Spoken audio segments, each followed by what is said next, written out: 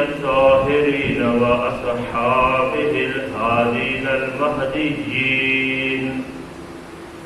أما بعد فأعوذ بالله من الشيطان الرجيم. بسم الله الرحمن الرحيم. ولا تحسبن الذين قتلوا في سبيل الله أمواتا بل أحياء عند ربهم يرزقون. صدق الله مولانا العظيم وبلغنا رسوله النبي الكريم الأمين. إن الله وملائكته يصلون على النبي يا أيها الذين آمنوا صلوا عليه وسلموا تسليما. درود شریف دو دفعہ الصلاۃ والسلام علیہ یا سیدی یا رسول اللہ وصحابک یا سیدی یا حبیب اللہ. معزز حاضرین، انتہائی برکت اور فضیلت کی گھڑیاں ہیں. جمعہ کا دن ہے، شوال المحرم کا مہینہ. بغیر کسی تمہید کے آج ہم حضرت سیدنا سید الشہداء حضرت امیر حمزہ ابن عبد المطلب رضی اللہ تعالیٰ عنہ کی بارگاہ میں خراج تحسین پیش کرتے ہیں، اس نسبت سے کہ یہ مہینہ آپ کے عرس پاک کا ہے. 15 شعبان کو باقاعدہ باضابطہ آپ کا عرس پاک، بلکہ اسلام کی تاریخ میں وہ پہلی شخصیات کہ جن کے نام پر عرس منانا جچتا ہے اور بنتا ہے، وہ پہلی ہستی حضرت سید الشہداء امیر حمزہ ہے. اگر ان کے آراس ہوتے ہوں تو پھر دیگر بزرگان دین کے عرسوں کی رونق قائم رہے اور بحال رہے ان کی نسبت سے. تو وقت کیونکہ کم ہے، اس لیے آمدم برسر مطلب حضرت سیدنا حمزہ ابن عبد المطلب حضور علیہ السلام کے چچا، اور اس چچا کی عظمت کا کیا کہنا کہ مدینے کا تاجدار خود فرماتا ہے کہ میرا محبوب اور وفادار چچا حمزہ ابن عبد المطلب ہے. یہ حضور سید عالم صلی اللہ علیہ وسلم کا آپ کا ارشاد گرامی ہے. اور پھر یہ یاد رکھو، اسلام کے اندر اگر مصطفیٰ جان رحمت صلی اللہ علیہ وسلم نے کسی ہستی کو سید الشہداء کہا ہے تو وہ امیر حمزہ کو کہا ہے. یعنی وما ينطق عن الهوى والی زبان سے کسی کو سید الشہداء کہا گیا تو وہ حضرت امیر حمزہ کو کہا گیا. اور حضور سید عالم صلی اللہ علیہ وسلم کو آپ پر بہت ناز تھا، بڑا فخر تھا. آپ بہادری اور شجاعت کے حوالے سے، اور جب سے اسلام قبول کیا اس کے بعد حضور علیہ السلام پر جان نثاری کی تاریخ رقم کر دی. اور دوسرا رشتہ یہ یاد رکھے، حضرت حمزہ حضور علیہ السلام کے رضائی بھائی بھی ہیں. رضائی بھائی کا معنی یہ ہوتا ہے کہ ایک ماں کا دودھ پینے والے دونوں. اور رضائی بھائی بھی حکمن سگے بھائی کی طرح ہوتی ہے، اس کی بیٹی سے نکاح نہیں ہو سکتا. پر حضرت بخاری میں ہے نا، حضرت حمزہ کی ایک بیٹی تھی، اس کے بارے میں بات چیت بھی ہوئی کہ حضور سے نکاح کروا لے. وہ دوڑ کر پیچھے آ گئی تو حضور علیہ السلام نے فرمایا میں اس سے نکاح نہیں کر سکتا کیونکہ حضرت حمزہ میرا چچا ضرور ہے مگر رضائی بھائی بھی ہے، تو اس لیے بھائی کی بیٹی سے نہیں. تو مطلب یہ ہوا کہ حضور کے جتنے چچے ہیں ان میں سے حضرت حمزہ کا خاص دوہرا رشتہ ہے، دوہرا رشتہ. اور ایسا حمزہ کا ویسا بھی معنی شیر ہوتا ہے. اور عرب کی تاریخ میں ایسا بہادر، ایسا شیر دل شاید چشم فلک نے نہ دیکھا ہو جو حمزہ کا. یہ سچی بات ہے. کچھ ایسی شخصیات ہوتی ہے جو وہ ہماری غفلت کی زد میں رہتی ہے تو ان پر پردہ پڑ جاتا ہے. حالانکہ یہ صف اول کی بھی نہیں. جس طرح تسبیح کے دانوں میں ایمان ہوتا ہے نا، اس طرح کہہ لو کہ حضور علیہ الصلوۃ والسلام کے صحابہ کی جو تسبیح ہے اس میں ایمان کی حیثیت حضرت حمزہ کی ہے. اور یہ کون صحابہ میں سے ہے جو حضور علیہ الصلوۃ والسلام کی ظاہری حاجات میں وصال کر رہے ہیں، وصال کروا رہے ہیں، جو بعد میں رہے. یہ دو طبقوں میں ائمہ نے تقسیم کیا ہے صحابہ کو.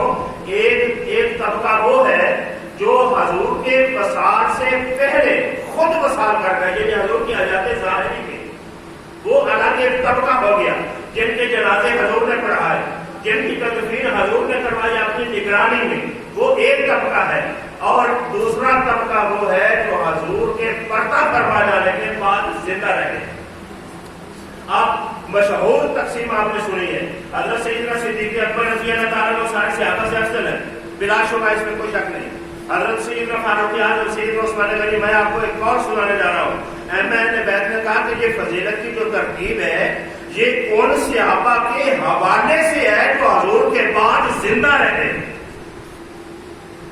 جو طبقہ صحابہ کا حضور کے بعد زندہ رہا ان میں یہ ترتیب ہے، اور جو طبقہ حضور کی ظاہری حیات میں وصال کر گیا ان میں سب سے افضل جو ہے وہ حضرت جعفر بن ابی طالب ہے. اور دوسرے نمبر پر انہوں نے سید الشہداء حضرت حمزہ بن عبد المطلب کا گنوایا ہے. تو یہ صرف اس لیے سنایا کہ حمزہ کوئی معمولی شخصیت نہیں ہے. حمزہ وہ ہے جس کے اسلام پر احسان ہے، اسلام پر احسان ہے. اور اتنا بہادر آپ سنتے ہیں حضرت سیدنا فاروق اعظم کی بہادری، کوئی اس میں شک نہیں. لوگ ڈرتے تھے جب دار ارقم میں بیٹھے تھے صحابہ تو حضرت عمر تلوار لے کر آ رہے تھے. جب یہ اسلام کا واقعہ آپ نے سنا ہوا ہے، ان کے تیور دیکھ کر مسلمان گھبرا گئے، چھوڑے تھے نا کہ اب عمر آ رہا ہے، اب کیا بنے گا کیا بنے گا.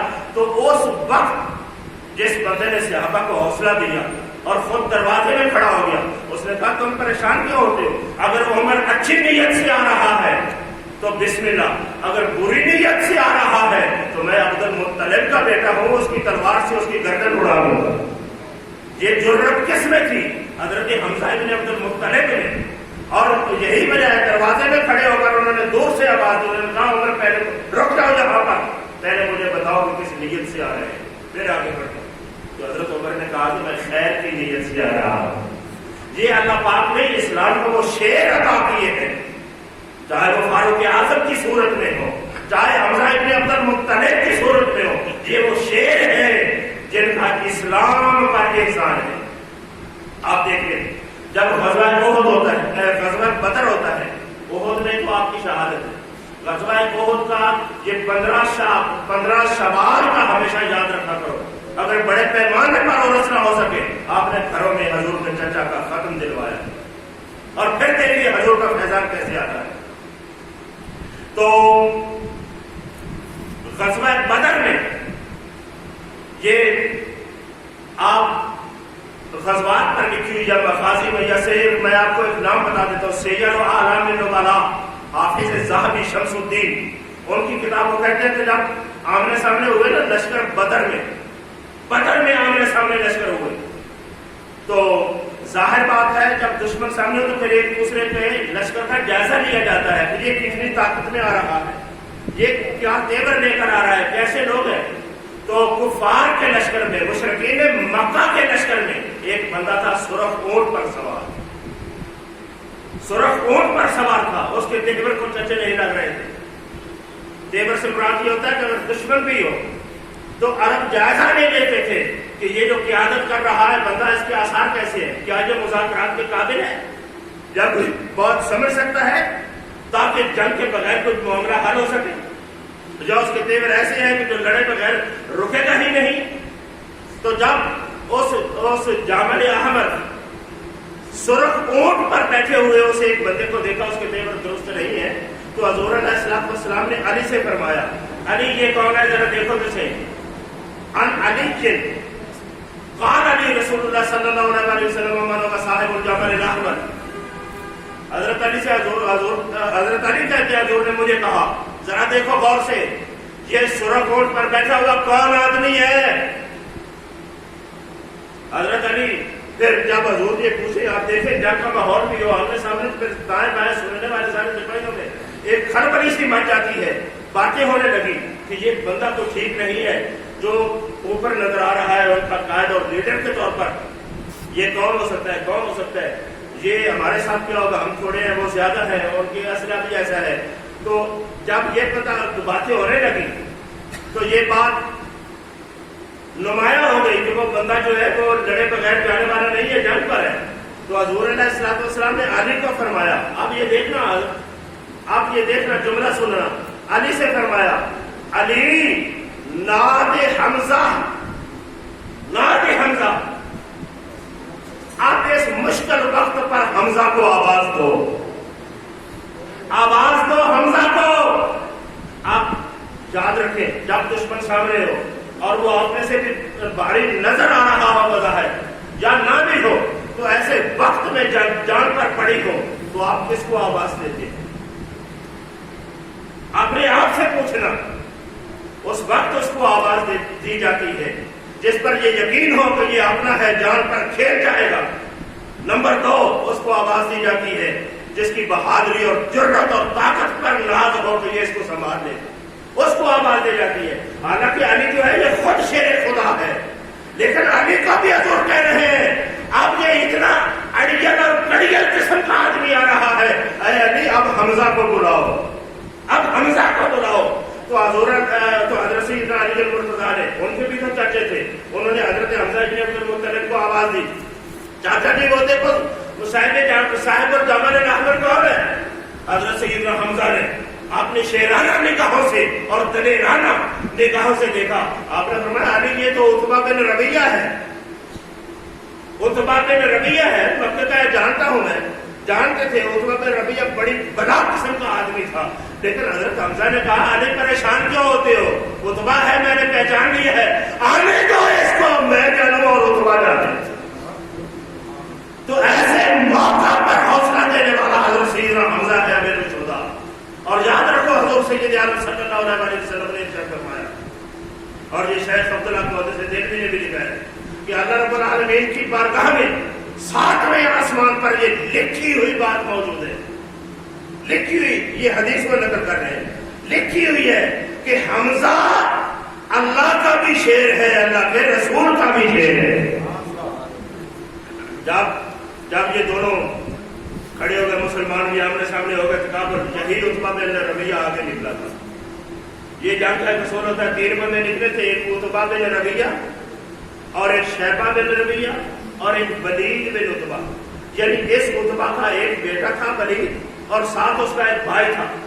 اب یہ دیکھیں جتھا، یہ 3 آدمی نکلے، یہ تینوں سردار تھے، وہ اپنے آپ کو، اور اس میں کوئی شک بھی نہیں کہ عرب کی تاریخ میں ویسے دیکھو تو ان کے سامنے کوئی کھڑا نہیں ہو سکتا تھا۔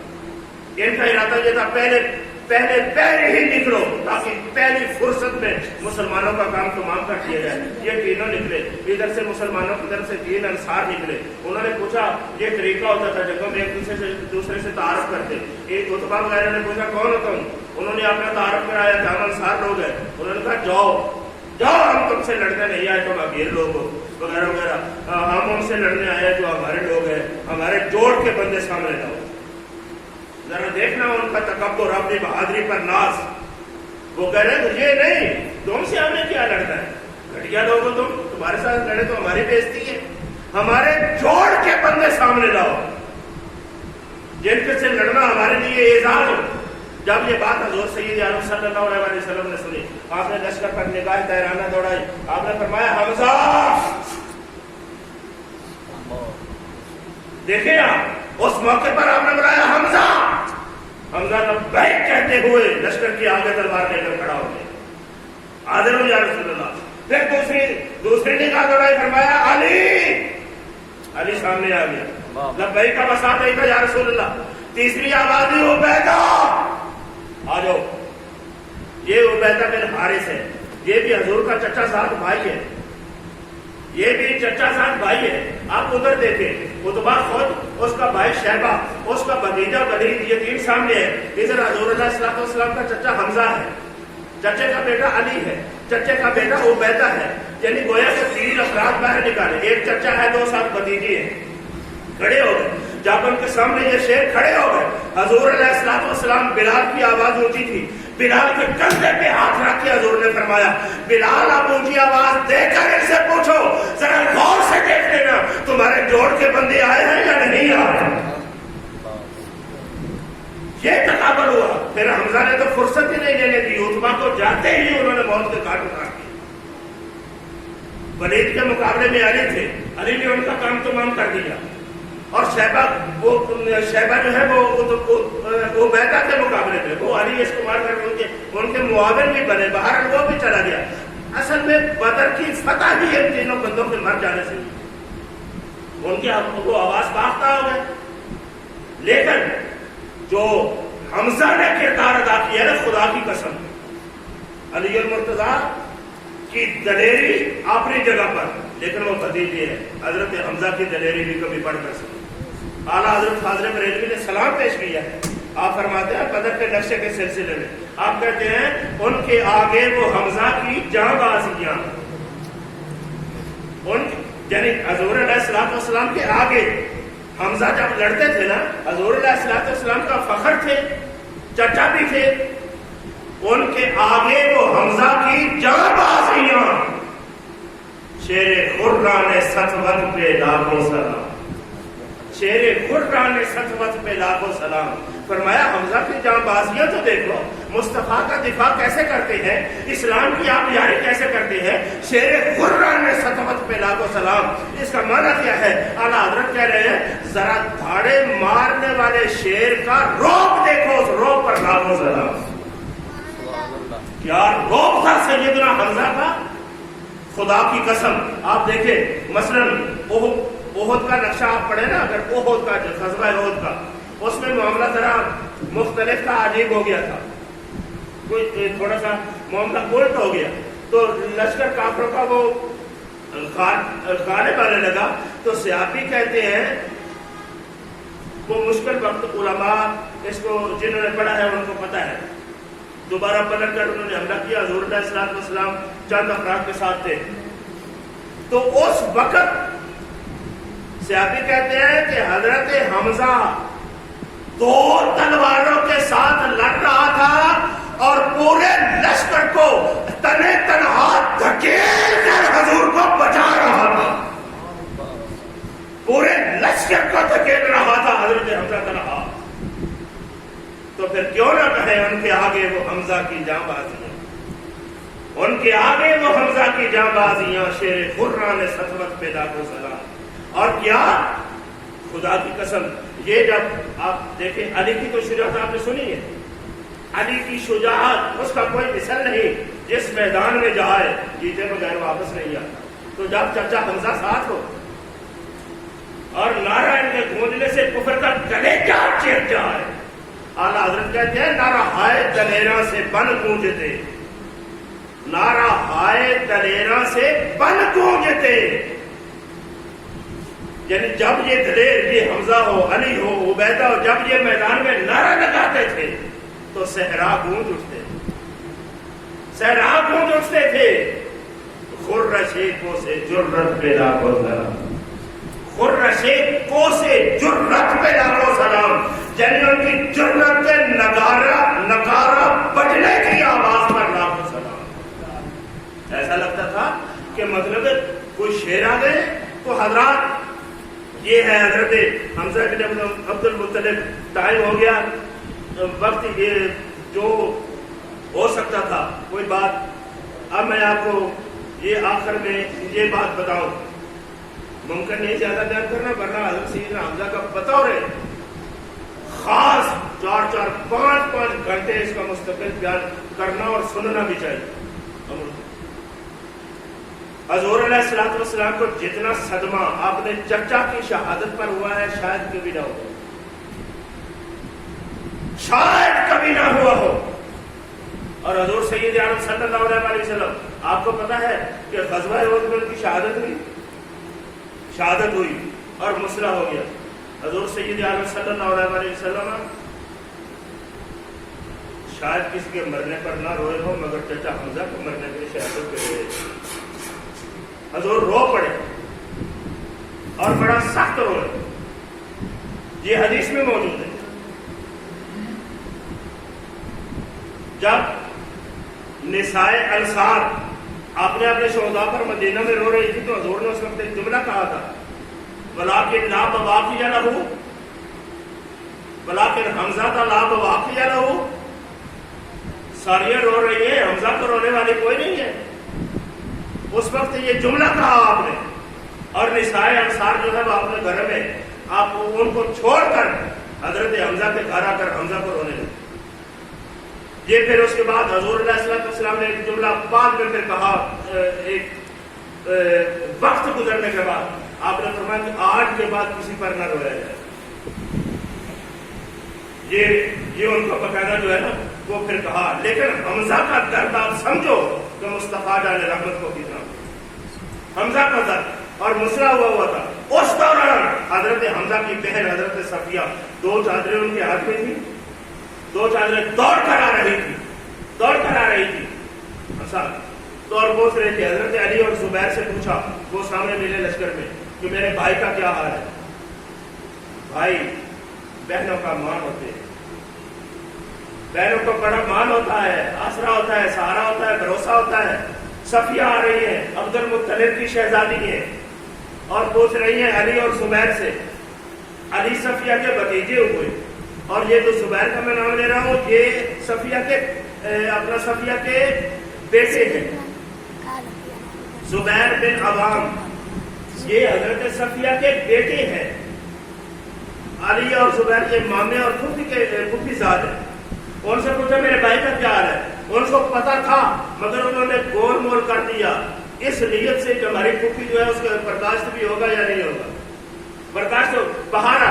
اس نے ان کو ہٹاتے ہوئے وہ حضور تک سیدھی پہنچی. اس نے جاتے ہی کہا کہ مجھے یہ بتاؤ میرے بھائی حمزہ کا کیا حال ہے. حضرت سے حضور علیہ الصلوۃ والسلام نے ان کے یہاں ہاتھ رکھا، جہاں پر ہاتھ رکھا. حضور سمجھ گئے نا، حضور کی بھی آنکھیں بھری ہوئی تھی. یہاں پر ہاتھ رکھا، ودعا رہا، اور ہاتھ رکھ کر پھر حضور علیہ الصلوۃ والسلام نے دعا فرمائی، اللہ سے دعا کی. جو بھی کی سمجھ جائیں گے آپ وہ کیا ہوگی. وہ دعا کر لینے کے بعد پھر حضور نے کہا انا للہ و انا الیہ راجعون. جب یہ کہا تو صفیہ رو پڑی. پھر اس کی تو کیفیت ہی کچھ اور بدل گئی. حضور علیہ الصلوۃ والسلام نے علی اور زبیر کو بلایا. وہ جب یہ بات انا للہ سنا وہ حضرت حمزہ کی لاشیں کی طرف بڑھنے لگی.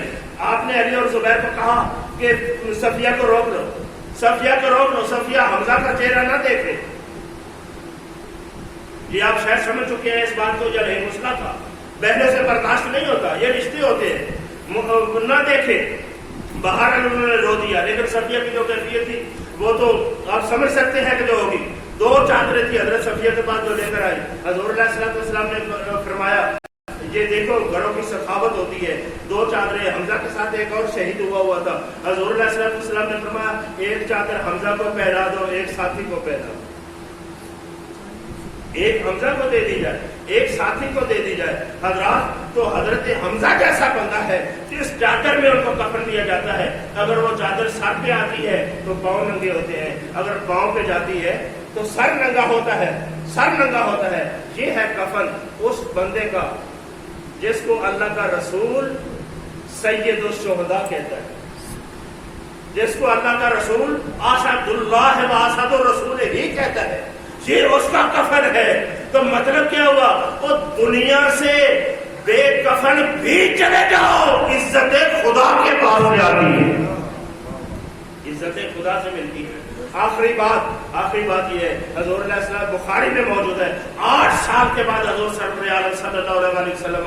یہ آخری بات ضروری ٹائم مجھے پتا ہے کہ اوپر ہو گیا اس لیے ضروری ہے. اس بات پر آپ جو سمجھے کہ ہم نے حضرت میرے حمزہ کا عرس منا لیا. آج وہ یہ ہے 8 سال کے بعد حضور علیہ السلام نے صحابہ سے یہ کہا آؤ میرے ساتھ چلے ہم آج شہدائے احد کی قبروں پر جا کر ہم وہاں ان کے لیے جنازہ پڑھیں گے، نماز جنازہ پڑھیں گے.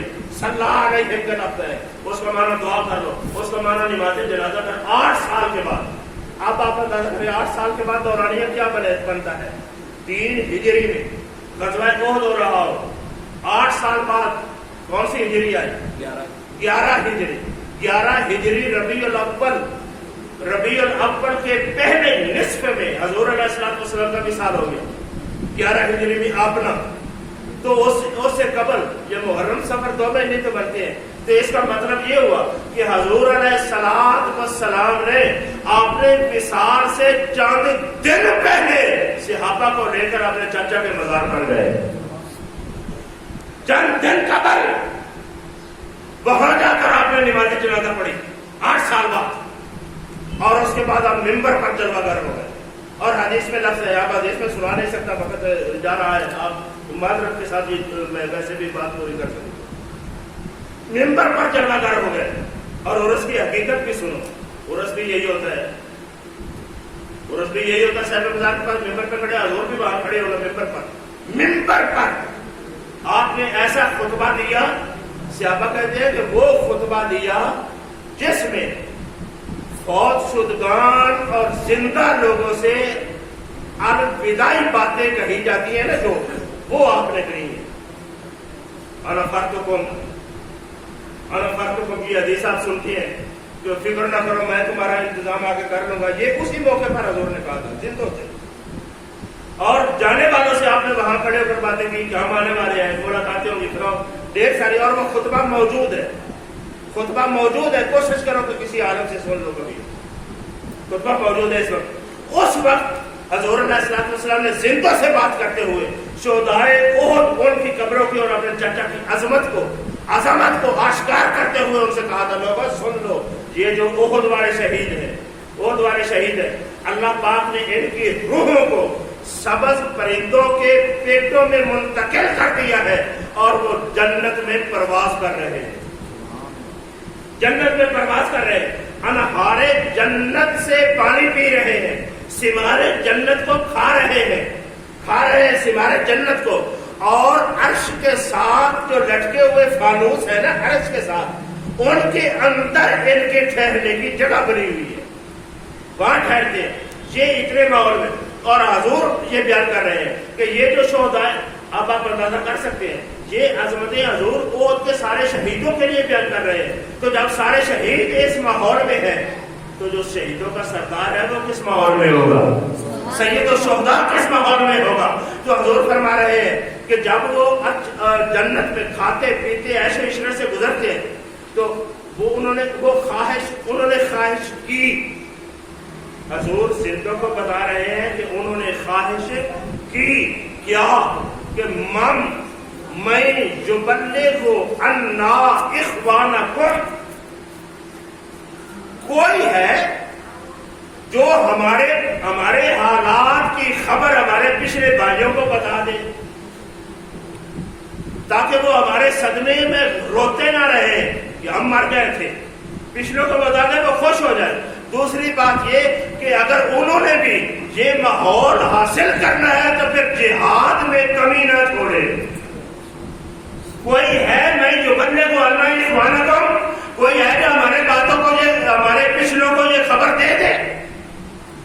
अब आप ये नुक्ता समझे, हजूर ये मिंबर पर बात कर रहे हैं, कहाँ कर रहे हैं, ओहद के कब्रिस्तान में, शुहदा की कब्रों के पास, जिंदों से। आप फरमा रहे हैं जब उन्होंने ये ख्वाहिश की ना, तो कोई ऐसा जरिया तो नहीं मिल सकता कि कोई वापस आकर बता दे, तो ना ही किसी के पास कोई फरिश्ता आकर बताएगा, नबी तो है कोई नहीं, ये तो सही बात है, कोई नहीं। अब हजूर फरमाते हैं कायदा ये है, ये अब मैं कह रहा हूँ, हजूर का ये मैं कायदा बता रहा हूँ कि कुरान कहता है बालकुम फीहा मा तश्तही अनफुसुकुम, जन्नत में जो जन्नती ख्वाहिश करेंगे वो उनको मुयस्सर आएगा। उन्होंने ख्वाहिश तो कर ली कि हमारे हालात की खबर कोई हमारे पिछले भाइयों को बता दे, ख्वाहिश तो कर ली, लेकिन अब इस ख्वाहिश पूरा होने की कोई सूरत नजर नहीं आती।